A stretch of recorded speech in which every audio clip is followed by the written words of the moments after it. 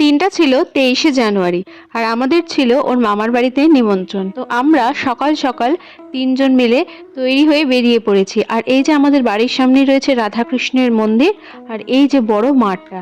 তো আমরা এখান দিয়ে হেঁটে হেঁটে যাচ্ছিলাম, কারণ বেশি দূরে নয়, মামার বাড়ি বেশ কাছে।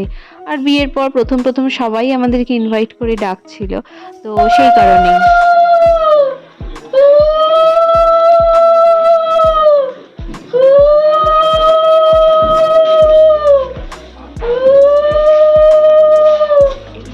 তো আমরা পৌঁছাতেই মামার ছোট মেয়ে আমাদেরকে বরণ করে নিল। আর তারপরেই কিন্তু আমাদের জন্য ব্রেকফাস্টে ছিল হচ্ছে লুচি আর কাবলি চানার তরকারি। আর এদিকে ওর অফিসের কিছু কাজ বাকি থাকায় ল্যাপটপ ওখানে নিয়েই গেছিলো, তাই ওখানে গিয়ে কিন্তু কাজ শুরু করে দিয়েছিল। আর আমরা কি করব, আমরা বসে বসে সবাই মিলে গল্প করছিলাম। তারপরে আমাদের প্রত্যেকের জন্য কিন্তু ছিল আলাদা করে গিফটও। তো সেটা তোমাদেরকে আমি অন্য কোনো ব্লগে নিশ্চয়ই দেখাবো।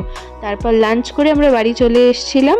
আর এদিকে আসার সময় দেখলাম রাস্তার ধারে কতগুলো গাছে প্রচণ্ড সুন্দর সুন্দর গোলাপ ফুটেছিল, তাই সেখান থেকে আমি দুটো গোলাপ তুলে নিয়ে এসেছি এই বাড়ির ফুলদানিতে রাখবো বলে। তোমরা দেখে বলো তো কেমন লাগছে। টাটা।